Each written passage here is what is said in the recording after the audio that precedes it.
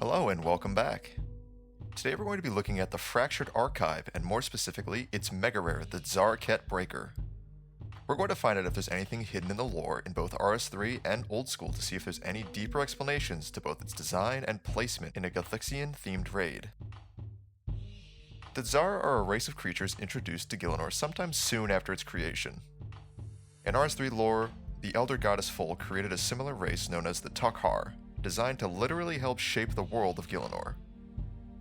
An elder artifact known as the Elder Kiln was given by Full to create the Tzhaar, and sometime after the world was deemed perfect, the Tzhaar were commanded to go back into the Elder Kiln and await further instructions.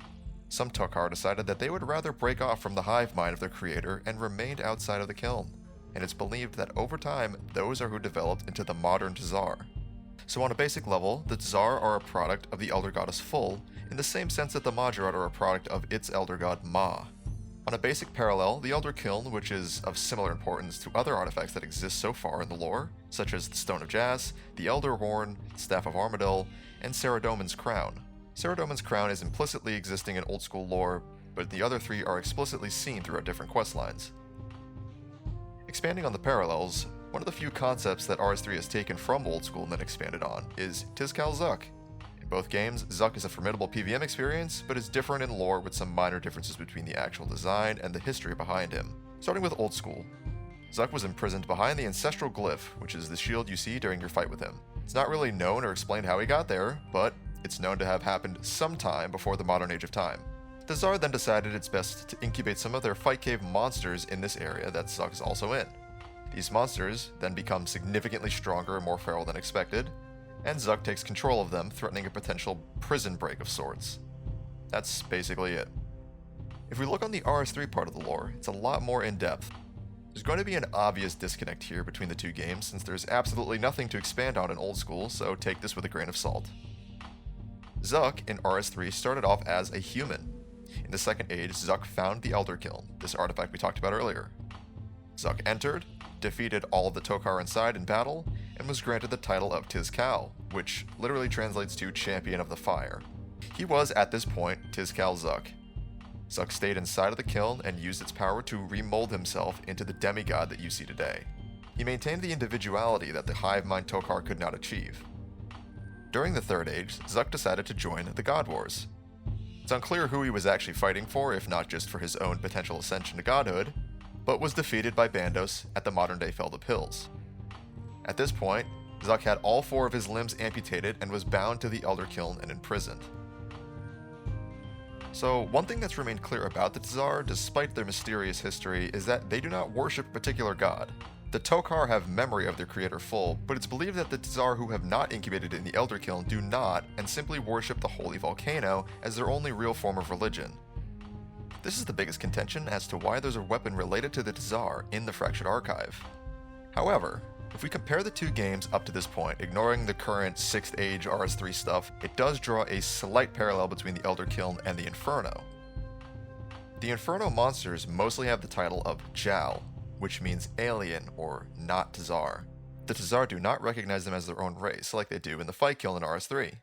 To them, the Inferno monsters essentially are as foreign as humans. But if we take the fact that Tzhaar did, and potentially did in the Old School lore as well, participate in the God Wars, that would potentially explain why there is a Tzhaar-related object in the Fractured Archive. One more point that I would like to add would be this. Tzhaar fought in the God Wars, but so did some of the Tzhaar. The RS3 wiki lists this as potentially non-canon, but it's an interesting rabbit hole to go down. During the God Wars, a fearful monster was responsible for massive destruction within Farinthri, which is the historical version of the modern-day wilderness. It was a three-headed black dragon. Who could this possibly be? Three-headed black dragon in the wilderness. You're right, it's Varrock Lith, also known as the Better King Black Dragon. Varrock Lith is one of the demi-bosses of what is essentially RS3's version of a raid, the Dragonkin Laboratory. He was created by a Dragonkin named Felax, who was also the creator of the King Black Dragon. Varric Lith, who at this point in time was known as Flame Tongue, was dealt with by none other than the Guthixian forces, mainly dwarven followers of Guthix who drove him and his Tzhaar forces away, where he was imprisoned in the Dragonkin laboratory. There is, as I can see it, one singular instance in which the Tzhaar were actively fighting against Guthixian forces, and this is it. So perhaps this Tzhaar-ket breaker was designed to stop Flame Tongue and his Tzhaar warriors who caused massive destruction during the God Wars. Like I said earlier, please take this with a grain of salt, but I hope you all can see the hidden potential for this raid in a lore sense. As we've seen very clearly with Blood Moon Rises, Jagex has no problem taking bits and pieces from the RS3 lore and using it to fill the gaps that the old school's slightly underdeveloped lore has, while still maintaining its own identity and not allowing the lore to spiral into this extreme progressiveness like in RS3. This new raid has already been very clear that it's going to be God-related, with the 3 demi-bosses we already know about being Saradomin, Bandos, and Guthixian themed. Who knows what sort of final boss could be cooking up? Let me put this into perspective.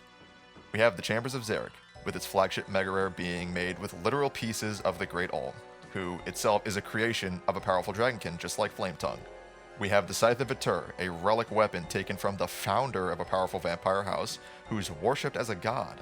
And then we have Tumikin Shadow, a weapon created by a literal god, Tumikin, using the power of the sun, and that was used by said god to fight off the massive Zerosian forces that invaded Al-Kharid during the Kharidian-Zerosian War. Think of the amount of pure emphasis Jagex puts on the history behind the Megarares we use. It's very possible that the Tzhaar-ket breaker is a weapon created by Guthix to repel the Tzhaar forces that once fought against him. Let me know your theories in the comments, and as always, thanks for watching.